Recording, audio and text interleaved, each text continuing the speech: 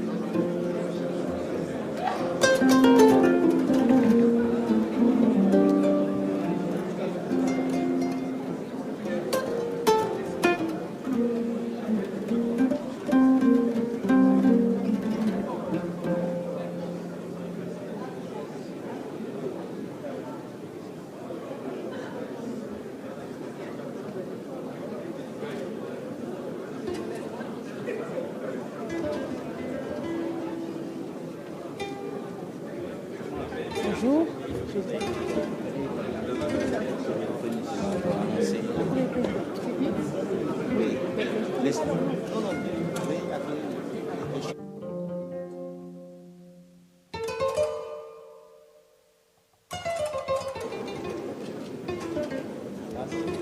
C'est bon?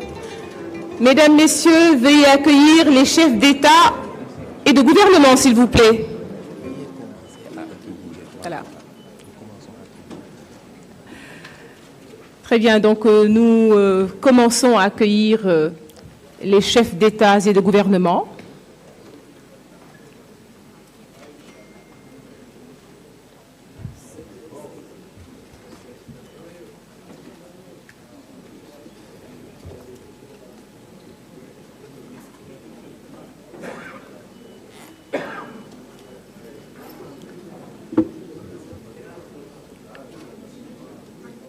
Nous souhaitons la bienvenue aux chefs d'État et de gouvernement.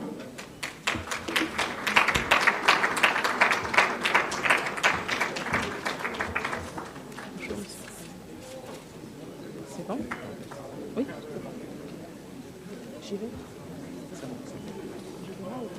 Non, attends. Ok. D'accord.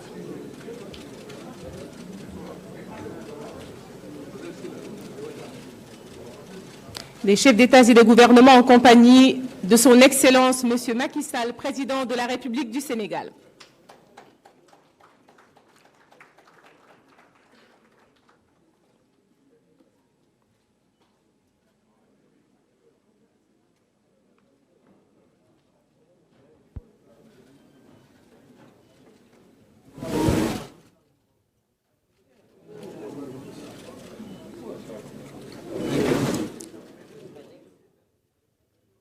Merci beaucoup.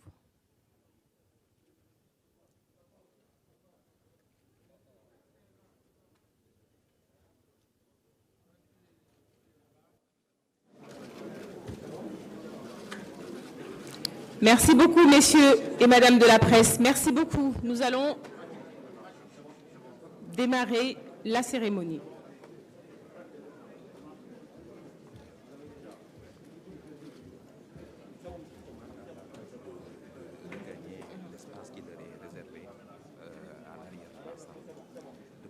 Nous demandons, s'il vous plaît, à la presse de regagner l'espace qui leur est réservé à l'arrière de la salle. Merci d'avance.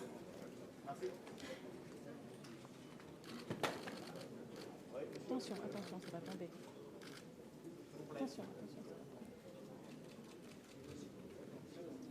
Merci, chers confrères et consoeurs, de regagner vos places à l'arrière de la salle pour que nous puissions démarrer cette cérémonie.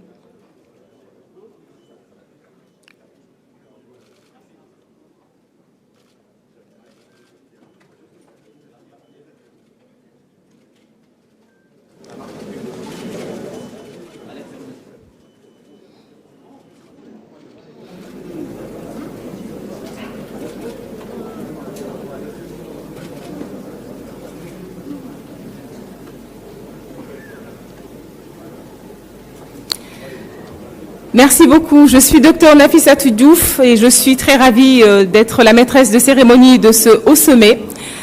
Excellence, Monsieur le Président de la République, Monsieur Macky Sall, Président en exercice de l'Union africaine, Excellence, Messieurs les chefs d'État et de gouvernement, Messieurs et Madame les présidents d'institutions de la République du Sénégal, Monsieur le directeur général des opérations de la Banque mondiale, Mesdames et Messieurs les ministres, Mesdames et Messieurs les chefs de délégation, Mesdames, Messieurs les ambassadeurs, représentants des institutions internationales et des partenaires techniques et financiers, Mesdames, Messieurs, honorables invités, en vos rangs, titres, grades et qualités, nous vous souhaitons la bienvenue ici en terre sénégalaise à l'occasion de ce sommet de haut niveau consacrant le lancement officiel de la 20e reconstitution des fonds de l'Association internationale pour le développement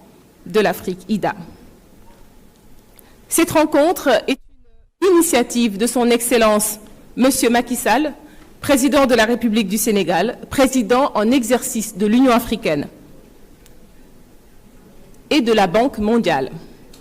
Le chronogramme de la journée se déroulera comme suit avec 3 grandes parties. La première partie sera d'abord consacrée au visionnage d'un film sur l'IDA. Ensuite, vous pourrez suivre une introduction de M. Axel van Trotzenberg, directeur des opérations de la Banque mondiale, sur le thème « Financement de la relance et de la transformation économique en Afrique ». Enfin, nous pourrons écouter le discours d'ouverture de son Excellence M. Macky Sall, Président de la République du Sénégal et par ailleurs Président en exercice de l'Union africaine. À l'issue de ce discours, il vous sera proposé une pause café pour les participants de la présente session, alors que les chefs d'État et de gouvernement seront à huis clos, avec un panel qui sera modéré par le Président de la République du Sénégal.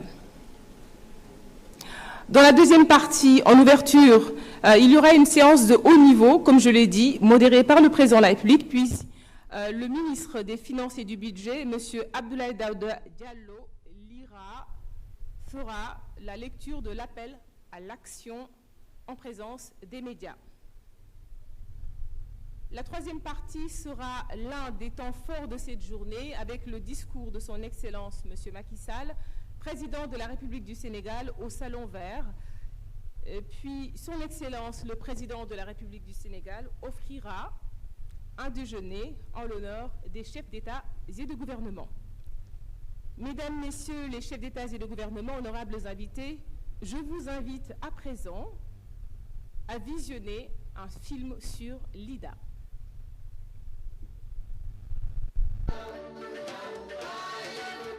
Diversité, jeunesse, force, résilience, c'est l'Afrique.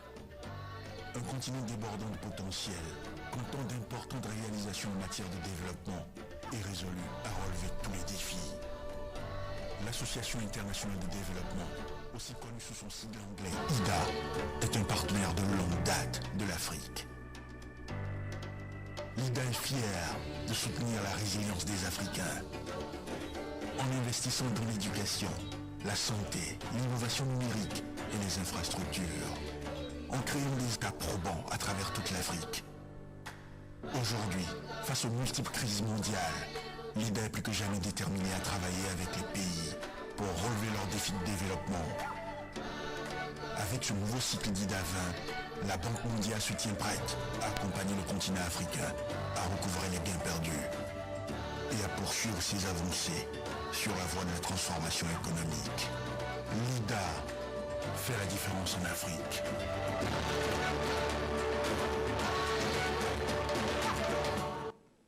Je vous prie d'applaudir, s'il vous plaît.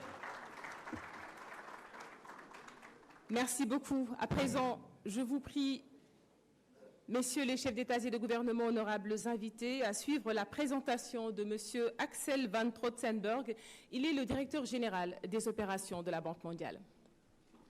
Sous vos applaudissements, s'il vous plaît.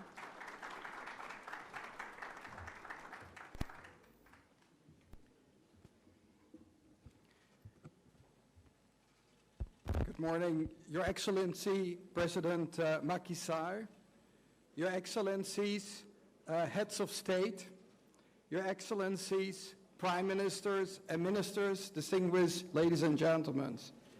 It's really an honor to be here with you today, and I would really like, on behalf of the World Bank, thank President Macky Sall for this initiative to have this meeting. And I thank him in his capacity as the President of the African Union to have organized, if you wish, this launching event for IDA 20. This is very important that we get together and see how the international community, and particularly the World Bank, can assist Africa in its development aspiration. So for us, the point of departure are the ambitions of the African countries, the ambition to grow inclusively and sustainably, create jobs, as well as to make sure that the human capital is improved, be it in the education, in the health area, and also keeping in mind that we are confronted with a situation of multiple crises where over the last 2 years we have seen a reversal of fortunes in the world, but also in Africa, and we have seen that unfortunately reflected in increasing poverty rates around the world. So this is where also IDA comes in. We need to be part of supporting African countries to be part of the success, but here I would like to send also one of the first major messages. The World Bank is a long-term partner and will stay a long-term partner, and whether that is in good times, but what is even more important, when times are more challenging and difficult, and we will stay there. I think what is very helpful in this IDA 20 cycle that there has been a difference is namely that the African heads of state have taken a direct interest in the directions of the negotiations of IDA. And that started last year when we had decided that with the IDA 19 resources, we should truncate the normally 3-year period in 2 years, given the crisis and given the needs of the continent to need more resources. So therefore we needed to negotiate early the IDA 20.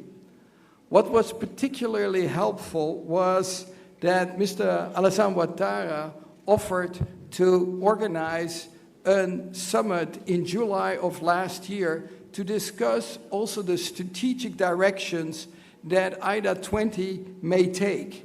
And there we created the Abidjan Declaration that was actually very, very helpful to help negotiate the policy package.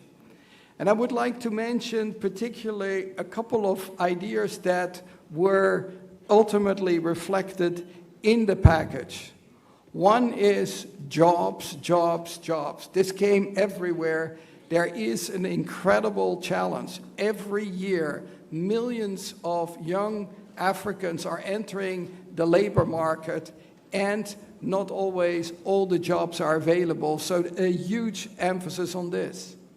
Another thing where we have been learning a lot from yourselves is the emphasis over regional integration. You recently included an important trade pact. And the reason is that regional integration could be a motor for growth, needs to be supported, and that was in there. I thank you for that strong participation, because I think that the package became better as a result of that. The negotiations ultimately resulted in a $93 billion package, that over the next 3 years, and of which about 23.5 billion were through contributions by donors. Now, I know that a lot of donors are linked by video conference, so let me also thank them for their continued strong commitment, their also engagement with their parliaments to ensure the package that we could negotiate. So a sincere thank you to all the donors who are linked up. But also what was important that during the negotiations, we benefited from the borrower representatives. Half of the borrower representatives are from Africa, and they made sure that these things that were also reflected in the Abidjan Declaration were ultimately in the package. And I think here I would like to also mention something that is more challenging, and that is particularly the countries that are confronted by fragility. And one of the big problems is that once countries are engaged in conflict or where fragility is, many are withdrawing their support. The World Bank took a different decision. Instead, fragility requires more support, continued support, not walking away. And just to give you a sense, the last fiscal year for the Horn of Africa and the Sahel, we provided about $10 billion of support. And I think that is what needs to be seen, is that we need to stay engaged. In general, I think I would like to make another important point of the evolving nature of IDA. IDA was created in 1960 essentially to deal with particularly challenges in Asia, particularly India. But now, over the last 20 years, it has systematically moved towards Africa. Just to give you a sense, in around 2000, we provided about 15% of our resources, of our total resources. This is only the IDA resource. We have also IBRD resources. Those were going to Africa. Last year, it was almost half. And so it is very clear that this is going to stay. And what is even more important, in the case of IDA, we're getting close to $30 billion. But what is most important is that of the package that was negotiated, the 93 billion, 70% will go to Africa. Our expectation is that it will go, and so the big challenge, and therefore I'm happy that we have this meeting, is we are launching this implementation, so there will be a lot of hard work ahead of us. But what we would like to discuss also with you, how can we best strategically use these $65 billion to the maximum benefit of the continent? And I think as strategic choices to do a little bit more of everything, or you say we need to more strategically invest in certain activities. And your guidance and your discussion would be very appreciated, because that is what we need. Now then the hard work comes. What we have also said, operationally, you cannot work out of Washington. It is important to have an office in Washington. Most important is to have a presence in all of the African continents, and we're happy that we have it. We have right now 1,800 people on the ground working from Dakar to Dar es Salaam, from Addis to Joburg. I think this is what we need. The big advantage of being in the countries that we not only learn about your culture, about your history, but also better understand your needs. And that is going to be the key to our success in helping African countries to have the next year, hopefully, more successful, because we are all faced with this multiple crisis, and the last one is the crisis from the fallout from the war in Ukraine, which affects you badly through the channel of higher fuel prices, higher commodity price, and as a consequence, unfortunately, also higher inflation. And inflation, we all know, is the worst enemy of the poor. So that is where we will need to have. So just a couple of ideas where I think we received a lot of advice and suggestions on how one could strengthen this. One is energy access. And I think this is one of the way where, how can we support Africa to accelerate energy access? Having worked on East Asia, I sometimes was impressed how countries like Vietnam were able to increase access by 75 percentage points in 20 years. And the question I often say is, how can we repeat that revolution also in Africa? And I think there are very good conditions potentially for it when we are thinking not only nationally, but also regionally and through the continent. A very promising development is, for example, the West African Power Pool that we are supporting. And our interest is, how can we actually, through our operations, support and increase that ambition, be it in the areas in the energy area, and that can be from the renewable to gas to power.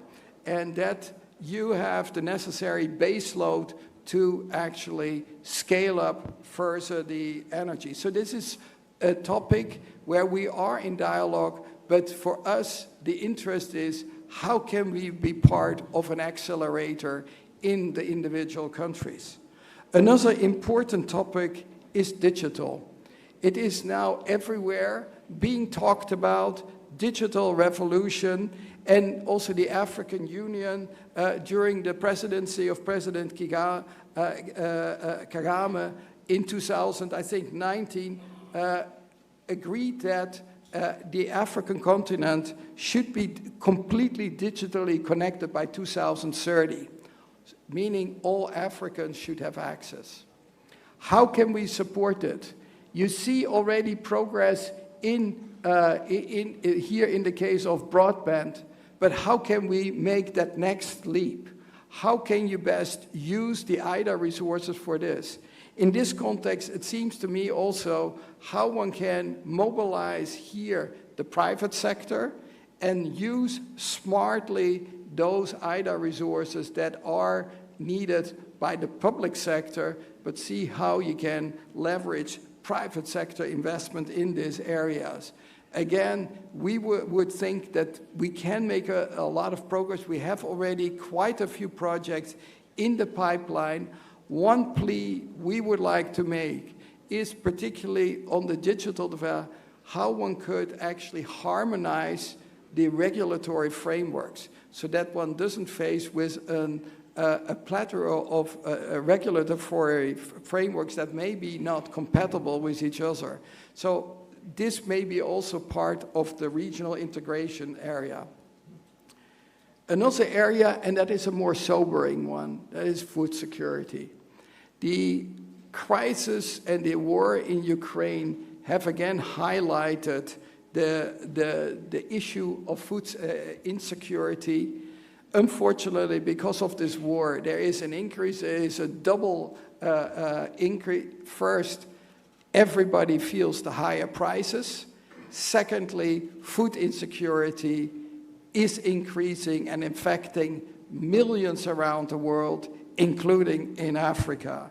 And so what the World Bank in general has decided, and we announced that in April, we cannot wait. So we have said we will provide worldwide new resources to the tune of $12 billion, and 18 billion is available from existing operations, so up to $30 billion.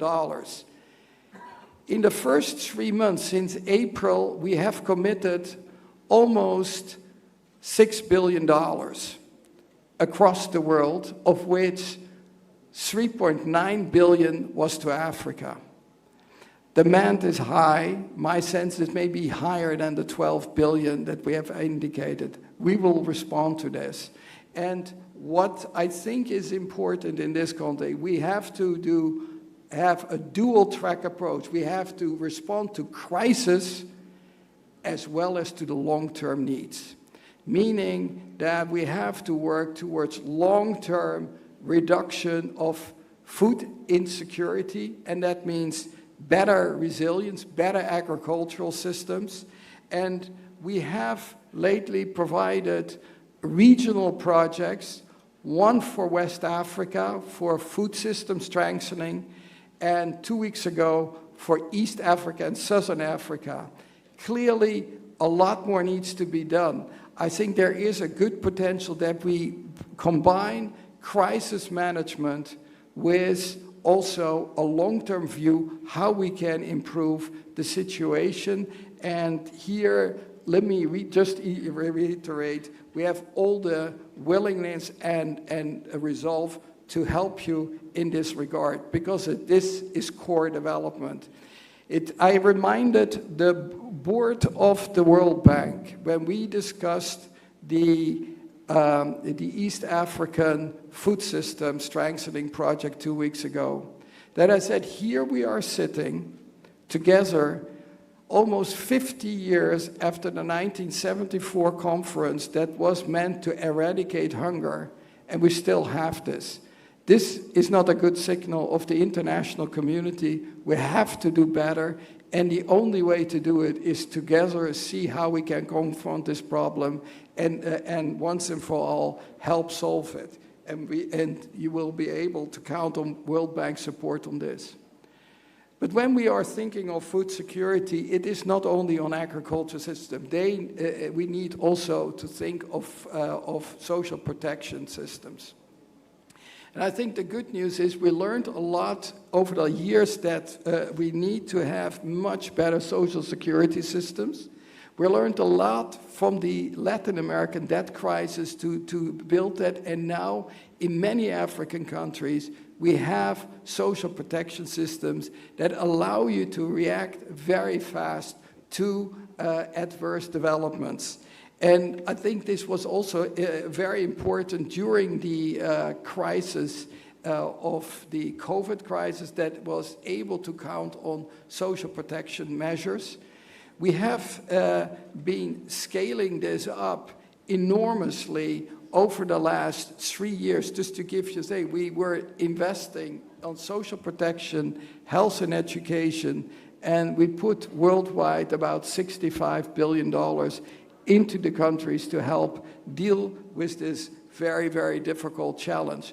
So we think that this is something that we will need to continue to be focused on, particularly the problem you are facing, and even also the World Bank is facing. When in times of crisis, you tend to get so focused on crisis measures that sometimes you don't anymore talk about the sustainable development goals and the poverty reduction. I think we need to continue to force ourselves to be effective crisis managers, but never lose sight of the longer term challenges. And here I think human capital is essential. I was very happy yesterday that I had the chance to visit here in Senegal an higher education, professional education institute that trains young Senegalese for the job market. And what is wonderful to see is that with this kind of training, these kids are finding jobs. Over 90% when they get out of school are finding jobs. So what I really think is education will be key for also the job agenda, and how can we actually sustain this and support it. But that investment we will need to undertake, and I think we will need also to scale this up further. I want to finish, and it is important for your considerations when you're looking particularly at the $65 billion. The way this is negotiated is that about 2/3 of the amount is allocated to every country. We call that performance-based allocation, but it is about 2/3 of the money. Now, increasingly, there have been requests, be it from your side as well as from donor side, to have some windows that provide additional money. But that is now a substantial amount, is about $22 billion, a third of that as well. And they are in various forms. One is the scale-up window that allows to receive additional money for high-impact investments that can demonstrate transformational impact. A very important one is the regional window, and that has almost $8 billion. This is the window that many of you have been advocating, and it tends to be used to the max. And there is even often higher demand. For many countries that are hosting refugees, you know yourself that you are confronted with an additional cost, and that you have to manage in times of fiscal stress when the world economy is not doing that well. And so what we would like to offer is also a refugee window that allows country to, first of all, be grateful for the fact that you are hosting refugees, but also recognizing that you need some additional support to make it possible to attend to all the demands of these refugees. Another important one is the crisis response window that we have created actually during the financial crisis almost 13 years ago. This window is extremely in high demand, and certainly now, for example, with the food crisis, that many of you are facing not only fiscal stress, balance of state payment stress. So you see these extra costs are directly translated in a higher fiscal deficit, and for that you need additional support. Finally, we have also a private sector window, and then the whole idea is that when people are talking about private sector investment, it talks easily, but then everybody wants to be de-risked. And so, in the end, you are in a vicious circle. What we have said to our private sector arm, that is the IFC, and directed by a Senegalese, by Makta Diop, he and I go back a long time. We have worked very closely, but what is most important is it may help investments to de-risk. And that is very important. I think they are using these resources fully. I would only advise be aggressive on that, to use them. On the windows in general, what I say, all of you are sitting here, but in those there is competition. Because basically, I'm always say, use it or lose it.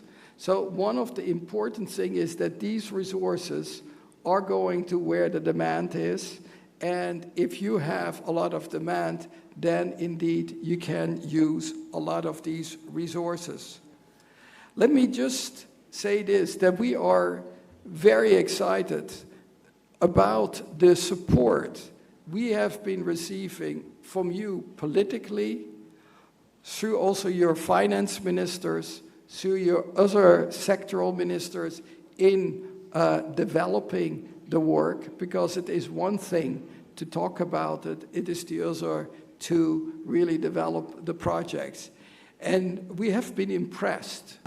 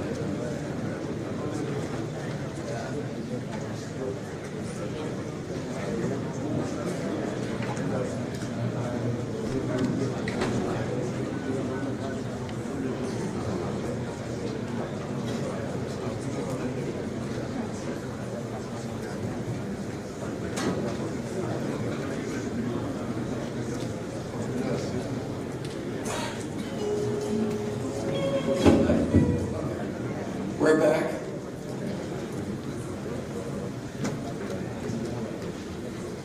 Let me just finish by this, that as I mentioned, this has required an incredible amount of cooperation, and I think I just want to recognize, and hopefully you can also convey that to your teams, that this requires a lot of close collaboration. And we have actually been felt privileged to have this commitment during times of COVID, where people have been working from home through their iPads to prepare the projects. So I think this is something to build on, and we are looking forward to work closely on this. I'm directing them. One you probably already know, Ousmane Diagana. He is the Vice President for West Africa and Central Africa. And Victoria Kwakwa is the new Vice President for Eastern and Southern Africa. Ousmane has been doing this now for the last 2 years, and Victoria just finished her tenure as the Vice President for East Asia, that includes China, ASEAN, and the Pacific, and brings a lot of experience, particularly also on energy access in East Asia that was so successfully done. So we are looking very much forward to very close implementation. At the end of the day, I hope that in the next years we can sit together and see what result we have booked, because the only thing that at the end of the day will count, can we make together a difference? And here you can count on our full support. Thank you very much.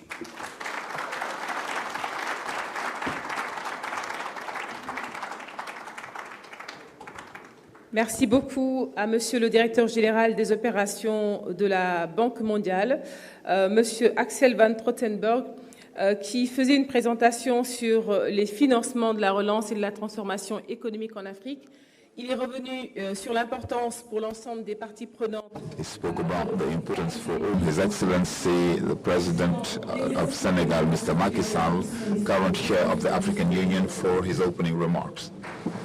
Mr. President.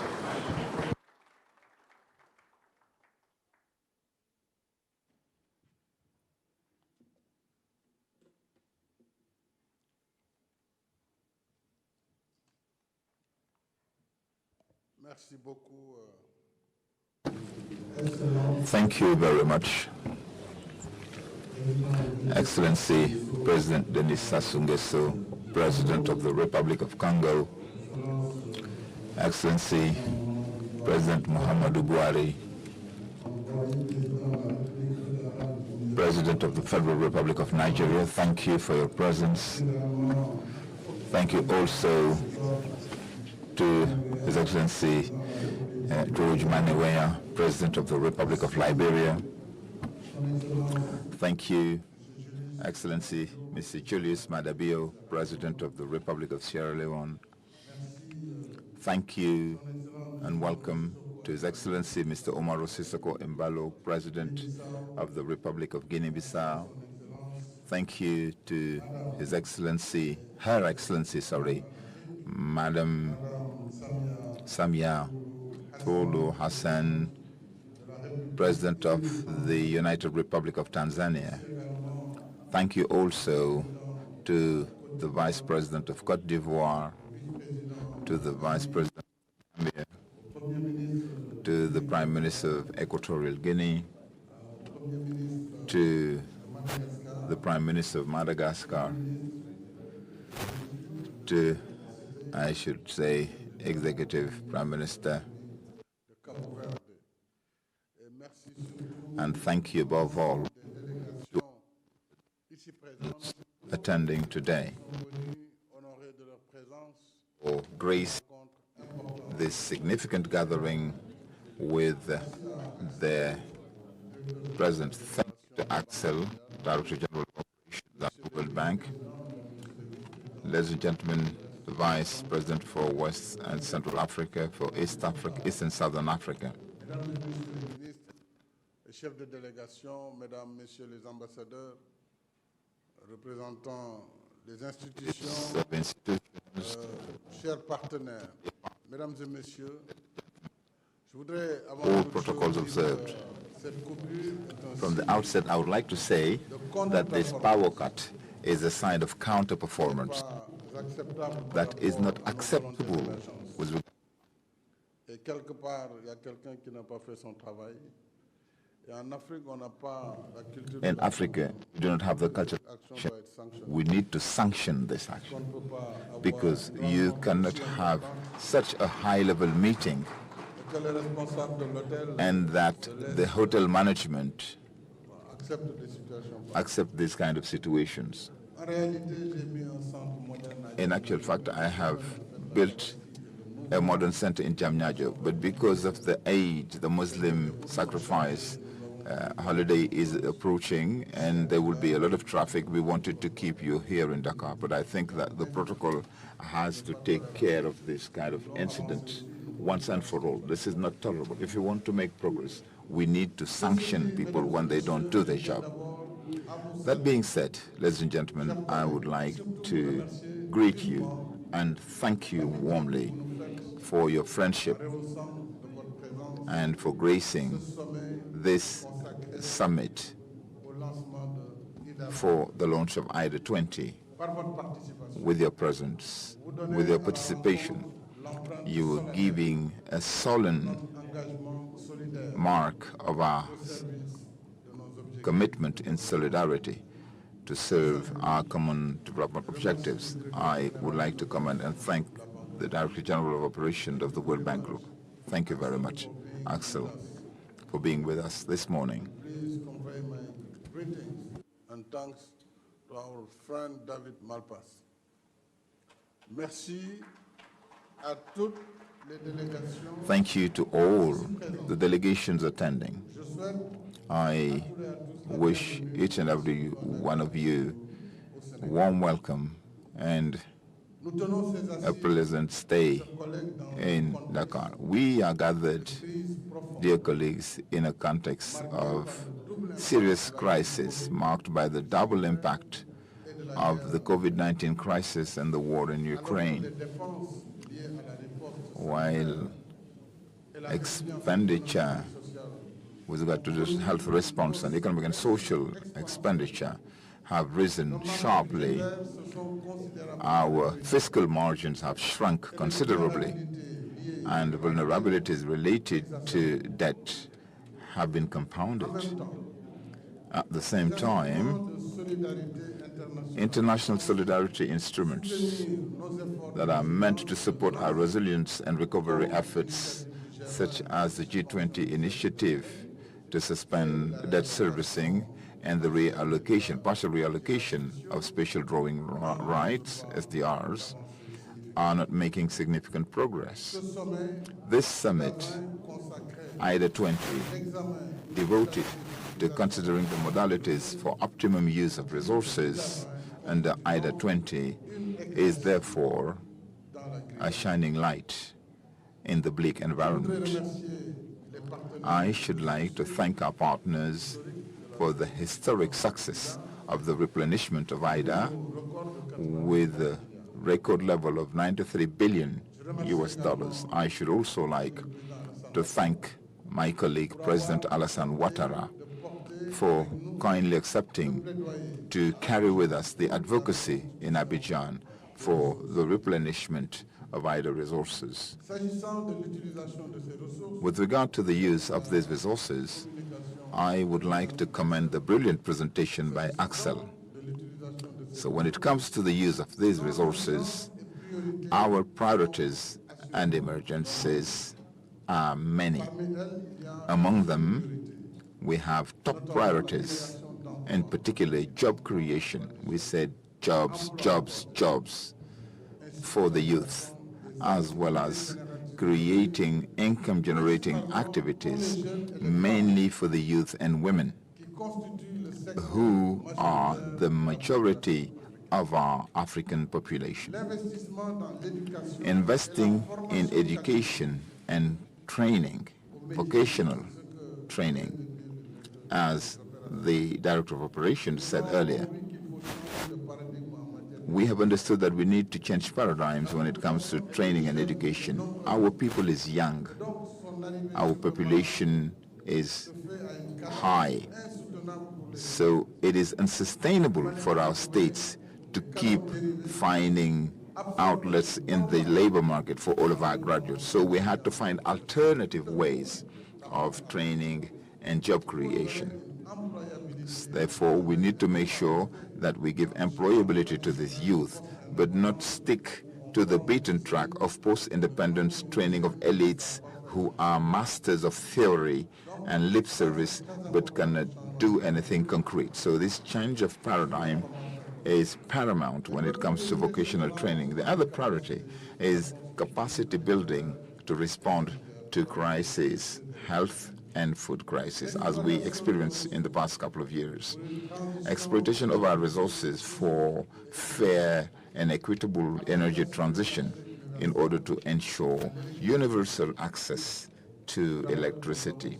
I would like to recall that we have 600 million Africans without access to electricity. We also need to support industrialization in our countries. That's why I would like to commend the decision made yesterday by the European Parliament. Since January, we have been making efforts in calling for fair transition, energy transition, so that gas can be accepted as a clean energy, so that Africa can use gas in order to use gas to power and transition to cleaner energy. Africans are strongly committed to renewable energy, but renewable energy alone cannot support democracy in a country, development in a country rather. So we need a basic supply of fuel, and it's either fossil fuel, nuclear fuel, or gas. These conditions are therefore very important, and I hope that the energy issue will be taken care of, as well as the development of infrastructure, including digital infrastructure.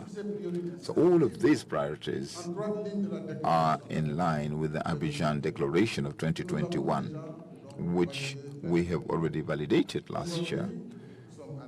We are now gathered in Dakar so that the replenishment of IDA 20, which was a success, that through the Dakar Declaration, we can use this as a call to action, so that in the use and in the short space of time we can absorb IDA 20 resources. I am saying this because this record mobilization finds considerable amounts that have not been absorbed from previous IDA. Some talk about 60 billion. I don't know whether it's the right figure. If that is true, then we already have in our coffers 60 billion that have not been absorbed. Why? Sometimes states lack capacity for absorption. Sometimes the very procedures for the use of IDA 20 are obsolete. We have, together with you, to design new mechanisms in order to leverage this money that we really need and that is dormant. It needs to be used. But if we stay on the beaten track, even with 93 billion, in 2 years' time we will say that we have 15%, 20% absorption rate. That is a problem. So we need, in this plan of action, find solutions with regard to new procedures of disbursement. We have common project on which we don't need for each country to carry out studies, and even more studies. I mean, building a road is something that we have mastery of in the continent now, even if it is on quicksand. We know how to do it. You know, building schools, building some infrastructures should not take us that much time in red tape, and we need to pool experiences in the various African countries. What is doing best, what is done best in Nigeria can be replicated in Senegal. Why do we need to go back to square one all the time? And I think that with the teams from the World Bank, with the regional economic communities, or REX, ECOWAS in our region and others elsewhere, we can optimize, in particular when it comes to regional project. With Manjamana, we had a lot of discussions. You know, the Dakar-Bamako railway track, for instance, needs to be renewed. We have spent an enormous amount of time on sharing the concept, whether we should use the metric, track as was built in 1927, which has very low axle load, or do we need to believe in the future and have a standard gauge railway and be in compliance for the next 100 years? It's much more expensive, of course, yes, but it is for the next centuries. And if we start, for instance, producing iron ore, that would also help us use that railway as a backbone for the transport of the ore. And so we really need to make sure that we get out of these bottlenecks. I know that the World Bank has had $600 million waiting in the coffers for several years now. What we said is that we want standard gauge railway, not the rehabilitation of the existing metric gauge. In Senegal, we have the TER Express, Regional Express train, which has a standard gauge. So we can harmonize and together work to raise the funds and overcome the bottlenecks. We want to say here that it is urgent that we have a thorough change, a thorough rethink in the way we use IDA 20 resources. We wish for IDA 20 to contribute to supporting structural transformation of our economies. And this would be done through the implementation of projects and programs supporting sustainable and inclusive recovery. This is why IDA needs to insist on infrastructure, because there also, I think that in Africa, we often have very few partners who are willing to finance hardware. I mean, hardware was altogether abandoned. Everything was focused on reforms. Africa needs roads. Africa needs sanitation. Africa needs power plants. Africa needs railway lines. If we do not build them, we won't get any far. We won't get very far. So how are we going to make the African Free Trade Zone a reality if we still have these bottlenecks? I mean, traveling from one African country to the other, that should not take you more than 3 hours. You spend 2 days, traveling. These are the priorities that we really need to tackle. I wish that at least regional railway lines and regional road networks be areas where we make real progress. This is what is going to open the way to integration among African countries and develop intra-African trade. Without waiting for too long, we have to work to achieve food self-sufficiency by investing more in production in agricultural value chains. We have a lot of loss, post-harvest loss, from small farms, smallholder farms, to large-scale production, including agribusiness. So we really need to work on the value chains from the farm to the table, as we say. This is what is going to help us better resist. At the G7 meeting, as I guess I was saying last time, that the truth of the matter is that we've been discussing wheat produced by Ukraine and Russia, but we produce much more in Africa. Let's take into consideration all cereals produced in Africa. It's 5 times more than what we are imported. But we are behaving as if Africa was importing everything that it eats. That's not true. We have here 4 million tons of cereals produced locally. Rice, maize, millet, and the list goes on. Nigeria produces cassava and other tubers. Each country produces a lot of yam. This is the staple food of Africa. But clearly, we are still depending on the production of wheat, producing wheat flour, because we like bread. Unfortunately, we do not have enough wheat on the continent. But to fight against that dependence, I would suggest that we build on the capacity to produce fertilizers on the continent. That's what we need more than anything else. We should have our capacity to produce our fertilizers. Nigeria, for instance, is one of the few countries producing enough urea, because they have developed that industry. Senegal as well has a chemical industry that produces fertilizers, NPK fertilizers, because we do have P, phosphate. We have to get nitrogen and potassium. That's where we all depend. K is coming from Russia, Canada, very few countries that have mines of potassium. If you help us turn Africa into something resilient to produce fertilizers, we would necessarily be more resilient food-wise and agriculture-wise. And of course, there's something that is of the essence, controlling water resources, controlling land resources. That's something that we experience in all our countries.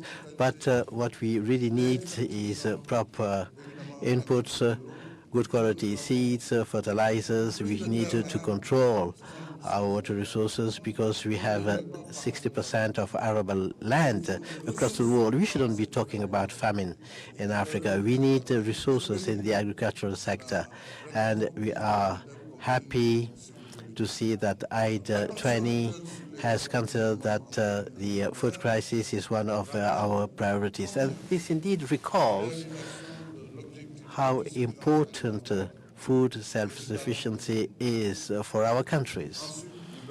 In addition to that, we have to keep investing more and better in human capital through these overarching pillars: education, vocational training, but particularly health. We need more schools. We need more vocational centers, more universities and health facilities in order to build up a productive human capital that would be more resilient.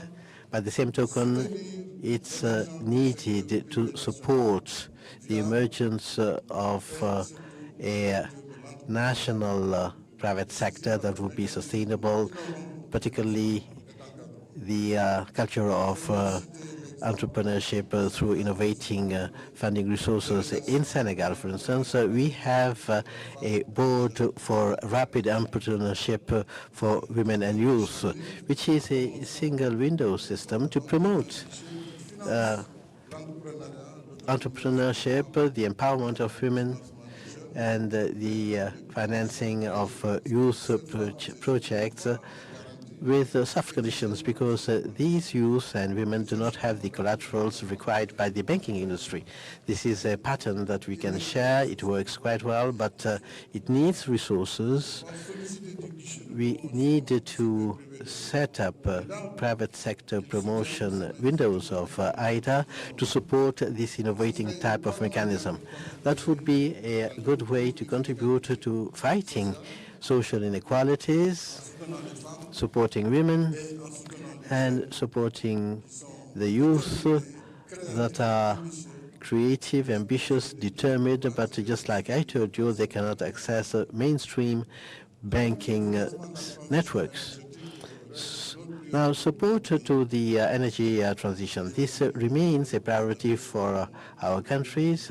We are happy to see that we are more reasonable about it, and in line with the Paris Agreement on climate, our countries are committed in implementing policies of energy mix that would match our development priorities. We wanted to keep investing in sources of energy with a low carbon emission that applies to gas.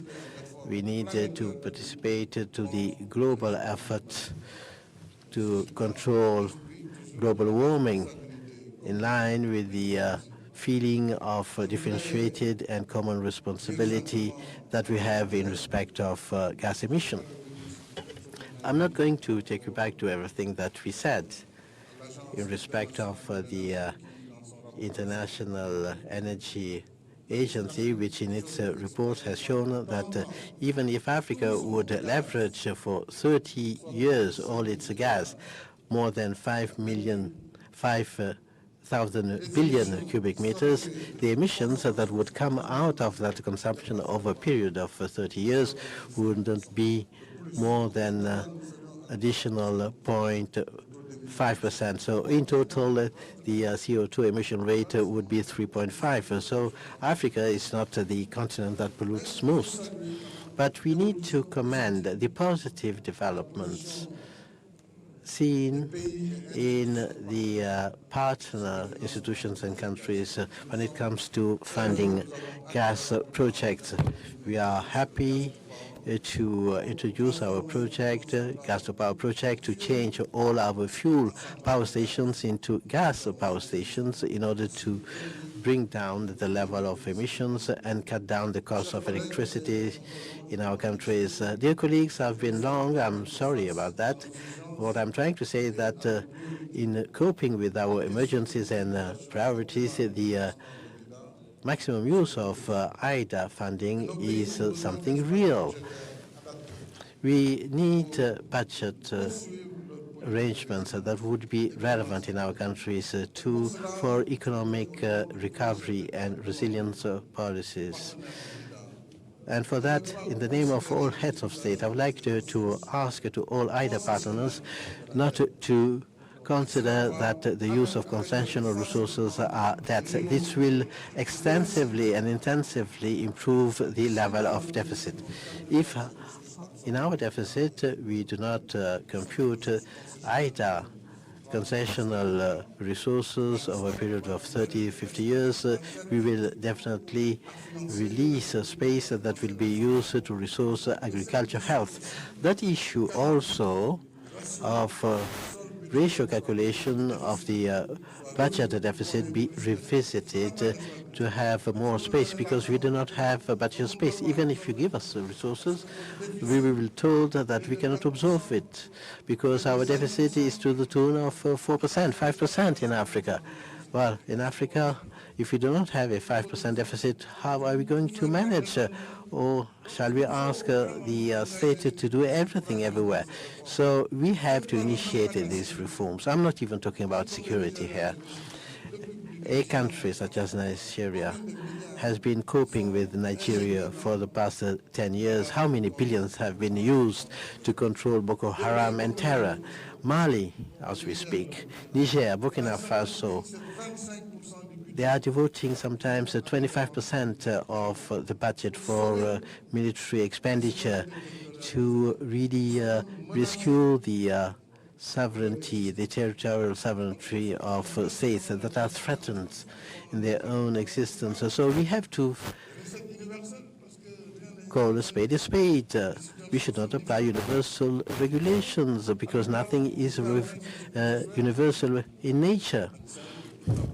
Axel and the World Bank, I think, should try to help us calculate the use of these resources differently so that we enjoy more space. I think that if we have a plea on softer conditions for IDA 20 using improved disbursement procedures, then we'll be able to take the gamble together and win the challenge.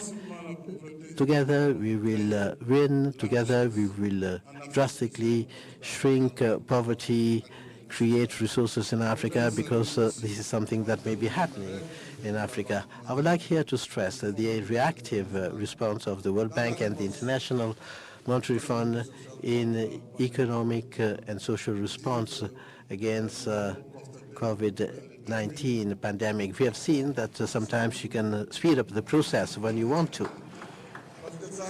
because it has been outstanding. Your responses have been swift, efficient.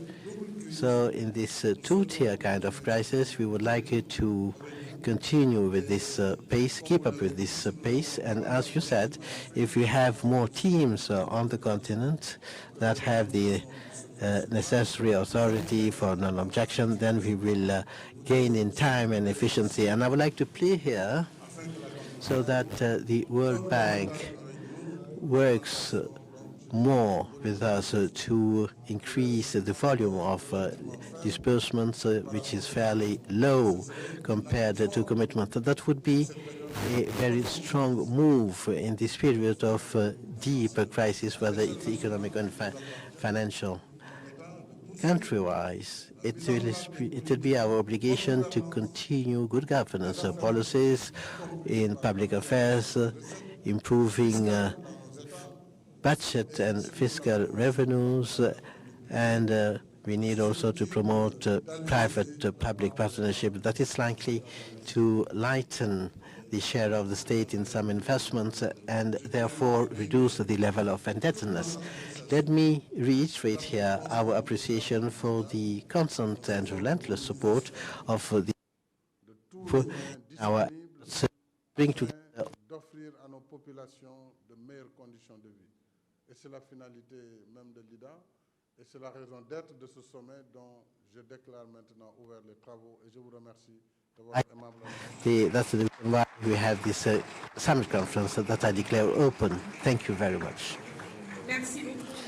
Thank you very much, Mr. President of the Republic, His Excellency Mr. Macky Sall, President and Chair of the African Union, for this statement of the summit conference earmarking the launch of initiatives to resource the development of Africa, that is post-COVID economic recovery in an environment which is marked by insecurity, religious radicalism, and recently the crisis of Ukraine.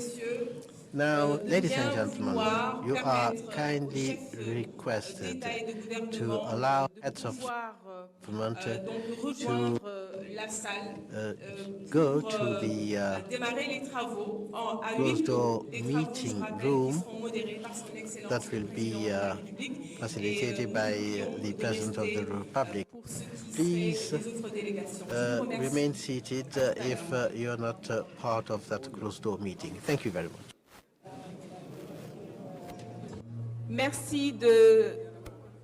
Oui, la photo de famille. The group photo, yes, indeed. We need to take a group photo just before the closed-door meeting. Thank you very much, Mr. Minister of Finance and Budget, for the reminder.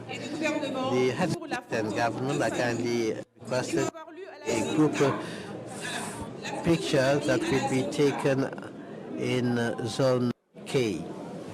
Thank you.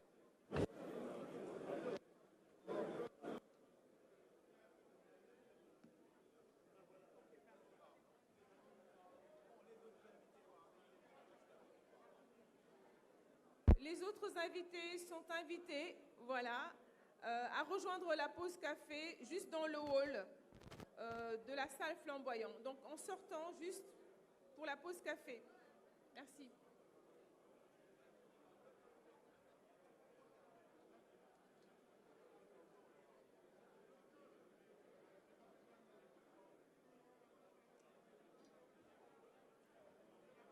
Donc merci aux invités de rejoindre la pause café. Et puis nous vous remercions d'avoir assisté.